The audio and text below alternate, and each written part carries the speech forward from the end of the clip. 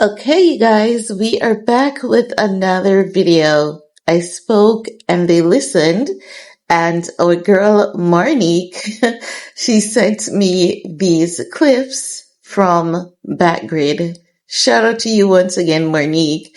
Now, in case you guys have missed it, yesterday I did a video about Bianca Censori being spotted out in LA. She visited a spa in her new Porsche. And I said, she's gorgeous. She's given Julia Roberts, she has that face going, similar body type. And she has this, amazing, beautiful, skin, very pretty girl. But in the video, I said, she looks gorgeous. And there's one, Bianca. I also spoke about them consistently comparing her to Kim Kardashian when I don't see the comparison, because we know that Kim has done a lot of work. No disrespect to Kim, because she can do whatever she wants to with her body. But at the same time, I've always found it to be disrespectful to see other women who keeps their face that they were born with gets compared to Kim Kardashian in terms of bearing similar features, So I spoke about that. I also spoke about Bianca's outfit, and I said that it's not given, it's something that we have gotten so accustomed to for the past 3 years. And I think that it's time for them to switch up her look. And I also gave examples like a cute, sexy shorts would be nice with a nice little top, or a crop top with jeans. But the same old nude, this nude that, it's given monotone. Honey, when Marnique sent me the photos, because for quite some time now, like a few of my people have been observing that, Kanye and Bianca does listen, because I've said quite a few things and you could see where they have taken my feedback into consideration. So when she sent me the photographs of Bianca rocking her tiny shorts, and she was wearing a top that's completely covered, and she was wearing the slingback heels, I was like, this is so refreshing. It is so, so refreshing to see her wearing this. And it really goes to show that, the people who thinks that they know how, Ye and Bianca feels about what I'm saying, are the people who are hurt about me speaking my truth.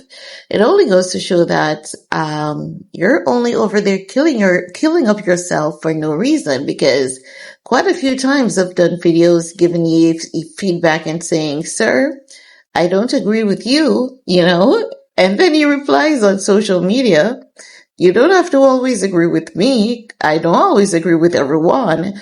So, immediately after the video goes up, and I've seen this on more than one occasion, and a few of my subscribers have observed it as well. Now, I'm happy to see that they're, taking constructive criticism. And I do hope that while they do take constructive criticism, they don't lose themselves in the center of it all. Because while we do have constructive criticism most of the times, it's also good for them to remain true and authentic as possible to themselves. But if they're gonna take a little feedback here, take a little feedback there, and make it into their own, that is a good thing. So it's truly refreshing to see Bianca switching up her style, and I think it looks cute. The hair is doing so much for her. This, long, beautiful hair with the little waves, the glasses, the heels, it's doing so much for her. Now, I've seen a lot of people saying that she's trying to copy Kim with the long hair. But I think that to say that she's copying Kim with just the long hair, it's unfair to her. There would have to be other similar things to point out to show the copying. Like when she has done it in the past, because yes, I've seen where she's done it and I've highlighted it. But when she's not doing it, I think it's unfair. It's as though you're taking away credit from an individual that they deserve and you're giving it to someone else. While I may give Bianca the censor the side eye on a lot of things, and rightfully so, because I honestly, for a fact, like, I can't get over, it's just the imagery of it. Like, how do you sit and watch your husband taking propofol and nitrous oxide, something that's notoriously known to delete celebrities off the planet? Like, what happened? What was going on in your head? Were you helpless? Did you feel as though you're at your wit ends? And because if I feel as though I'm at my wit ends with my husband, I'm not going to sit and watch people abusing him. I'm going to start watching some Lifetime movie. I'm going to get myself a nice, good, heavy, stainless steel, a nice, heavy stainless steel frying pan, and I'm going to go swinging on people, because that's my husband. He may hate me today, but he's going to love the fact that I save him tomorrow, so those questions are always going to be there for me, because what was going on in her head and what led her to be in rehab along with him. Who's abusing who's manipulating who, and who's your watch out people, like who's protecting who, so those red flags are always going to be there for me until there's clarity, and that's just how it is. But for now, as I've said, things seems to be shifting, and I observed that things started shifting with Kanye when Tokyo says, no, we're not going to allow you to do this. Because Kanye, when he goes off on the deep end, he would run to Tokyo, Japan, because that was his city of refuge. But what his city of refuge did, they refused to provide him with a refuge of making money. It's like, Tokyo, Japan reminds me so much of my own country. You can be as expressive as you want to, but you can't just be declaring violence against people, even if you're using your words to say it. You can't just be declaring violence against everyone without some kind of context. And then, we're not going to run you. We're not going to kick you out, but we're not going to support your financial means, because evidently, if we support your financial means, you're not going to, take a step back and realize that the things that you've done are wrong and completely unacceptable. And the moment that Tokyo says, no, we're not going to allow you to have this show, you're not going to have any listening parties here because you've been violent and aggressive in terms of your words and your mannerism on social media to every community. And we cannot be your host to make money, because it's going to give the sense that we're also supporting those bad behaviors, and such bad behaviors should not be supported. They didn't kick him out of the country. They didn't have a protest against him, but they're saying that we cannot give you this platform to make money because you have to realize that you did something wrong. Now, when they did that, Ye started saying he's no longer anti-Semitic. Then he said in another post, he's going to start making happier music, and he's saying that he's going to change. And what caused the effect of Ye wanting to make the change? Because people started pushing back and saying, no, this is not right, So if people push back when they realize that he's not well, and the truth of the matter is, when he's not well, it's hard for him to get help, because when they're, so far off, you can't tell them that they need to get help, and they see everyone as your enemy, So the truth of the matter is, it can be difficult, but it's not impossible. But the moment he realizes that people are not going to put up with these things, then he realized that he had to make a change. And he has been trying to make a change. He hasn't made a 360 change because I think that it's not going to happen overnight. And I don't think he should be posting and telling people that he has changed. He's no longer anti-Semitic, because we've seen the post of apologies before, but we haven't seen them in action. So he just needs to start showing that he's sorry and stop saying that he's sorry. And he needs to be consistently showing that he's sorry. And when I say consistently showing that he's sorry, I don't mean he needs to, walk through the streets with a cross on his back.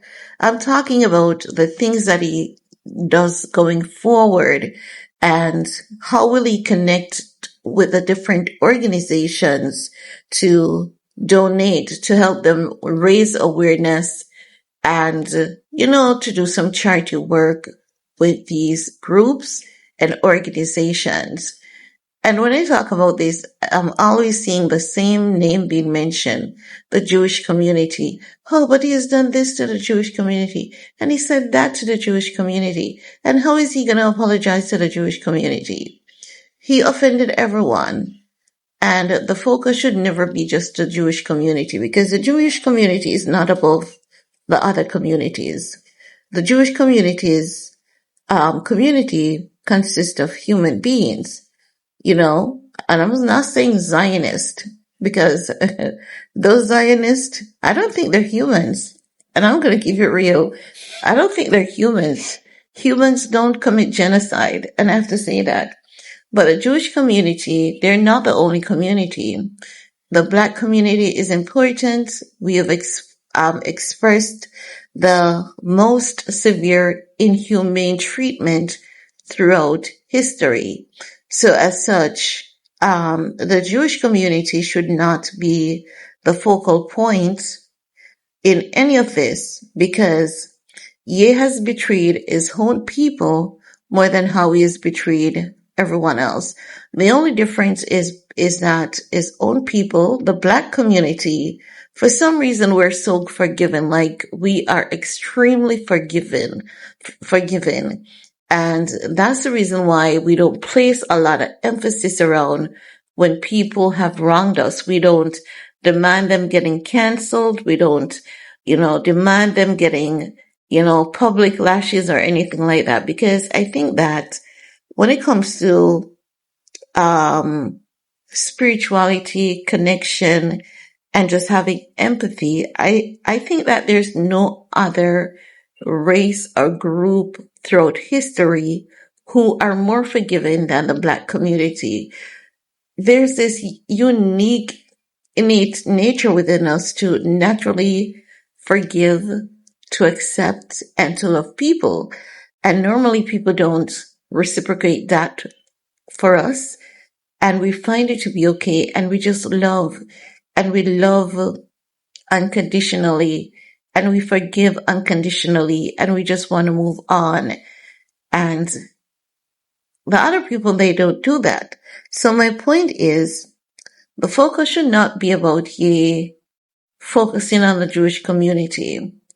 The focus should not be Ye posting anything on social media saying that he's sorry.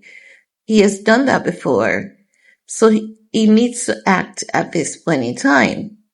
And also when it comes to him and his wife taking feedbacks and constructive criticism, I would want to encourage them to ensure that they don't lose their authentic self. And I'm talking about the portion that's good, the, elevated portion of themselves. So I think that take the constructive criticism, but do not lose your authentic self in the process. And the authentic self that is good, that is uplifting, that is positive, and that is creative. And that's just my 2 cents on Kanye and Bianca for this video. We may have more to talk about during the course of the day, because if something else happens, I'm going to come back and I'm going to share it with you. And as per usual, I'm going to add my 2 cents. So if these are your kind of video, you're going to leave a comment below, thumbs up, subscribe, turn on your notification bell, share this video with other people who you believe will enjoy this video along with you, and you all can go off and have a conversation in the comment section. Stay safe, stay blessed, peace